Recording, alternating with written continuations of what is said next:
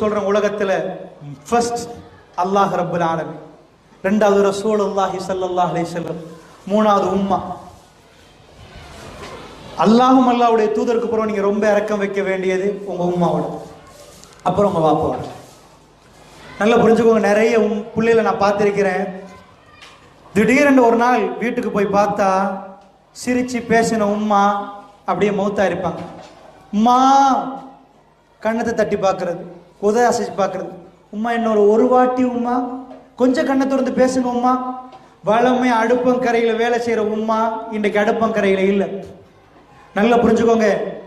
அன்றைக்கு போய் சில பேர் என்ன பண்ணுறாங்கன்னா அழ ஆரம்பிக்கிறாங்க. இல்லைம்மா, நன்றி கடன் என்பது அதே இல்லை. உங்கள் உம்மா வாழ்கிற டைமில் அவங்க சிரிக்க வைங்க.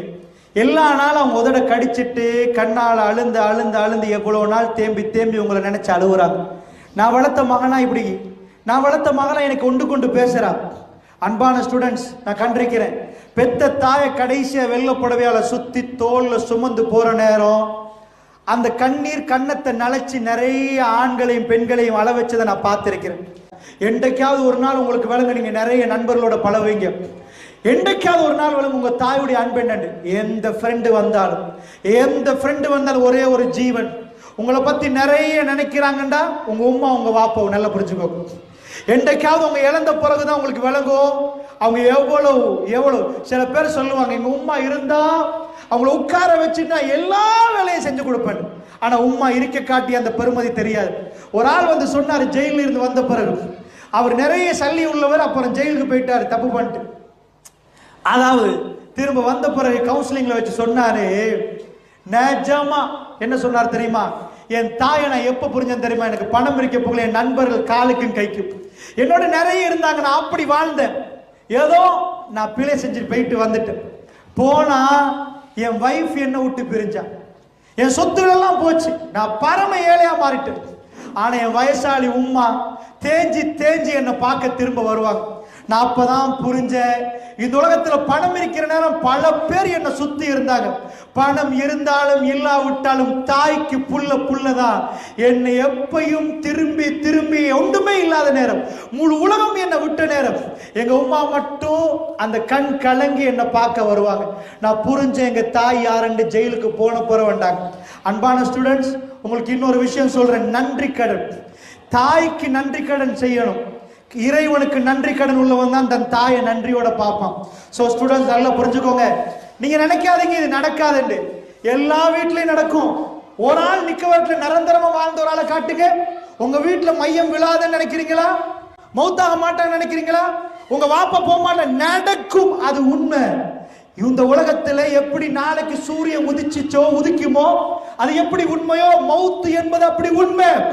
ஒரு நாள் இல்லாவிட்டால் ஒரு நாள் வெள்ள புடவையோட உங்க வீட்டு வாசல்ல வெள்ள புடவையில உங்க உமாவை சுத்தி வச்சு நீங்க கண்ணத்தை தட்டி உதட அசைச்சு கண்ணை திறந்து பாருங்கம்மா, உங்க புள்ள நான்மா என்னோட பேசுங்கம்மா.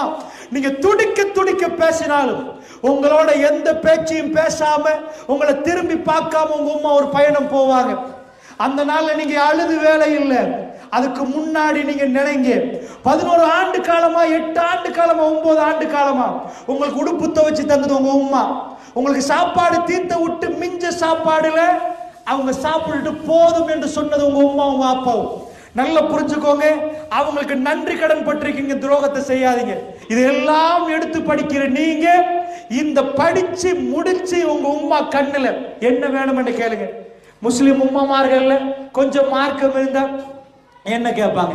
எங்க உம்மா என்கிட்ட கேட்டது என்ன கேட்டாங்க? காபத்துல்லாவை பார்க்கணும். என் லட்சியம் என்ன நினைக்கிறீங்க? ஃபர்ஸ்ட் வேலை காபத்துல்லாவை தவாஃப் செய்யறதுக்காக வேண்டி அந்த பயணத்துக்காக சல்லி சேர்த்தது. அன்பானவர்களே, நல்லா புரிஞ்சுக்கோங்க, தாயுடைய ஆசையை ஒவ்வொன்றா நிறைவேற்ற பாருங்க. அவங்க போனப்புறம், அம்மா நீங்க இதை நினைச்சீங்களே, என்னால செஞ்சு தர முடியலன்னு அழாதீங்க. நீங்க தோத்துட்டீங்க லைஃப்ல.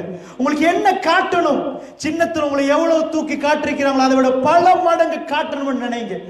நான் கண்டிருக்கிறேன், உம்ராக்கு போற நேரம் பாகிஸ்தான்ல இருந்து வருவாங்க. அவங்க பாப்பாமார்களை தூக்கிட்டு வந்திருப்பாங்க, உம்ராக்கு தோல்ல சுமந்துட்டு வந்திருப்பாங்க. ஸ்ரீலங்காவில் அந்த அளவுக்கு கூண் புழுந்த ஆட்கள் இல்லை. நான் பார்த்திருக்கிறேன், வாப்பா அவரை தூக்கி இருப்பாங்க சின்னத்துல, வாப்பாவை தோல்ல சுமந்துட்டு வந்து அல்லாஹ்வுடைய ஆலயம் காபத்துல்லாவை தவாஃப் பண்ணி, மகன் அவரை தூக்கி வச்சுட்டு வயோதிப நிலைமையில அவரை பார்த்துட்டு அவரை தோல்ல சுமந்துட்டு அந்த மாதிரி செஞ்சதை நான் பார்த்திருக்கிறேன். ஜனாசாக்கு போன பிறகு அழுந்த குடும்பங்களை நிறைய பார்த்திருக்கிறேன். இல்லை, அவங்கள வழி அனுப்புற நேரம், நான் உங்களுக்கு அது செய்யலையம்மா, இது செய்யலையம்மா, நீங்க இப்படியெல்லாம் என்கிட்ட கேட்டீங்களேம்மா, அன்றைக்கு நான் இப்படி உங்களை மனசை நோவடிச்சுட்டேன்னுமா. இல்லை, தாயை பார்த்து சீ என்று ஒரு வார்த்தை சொல்லிடாதீங்க.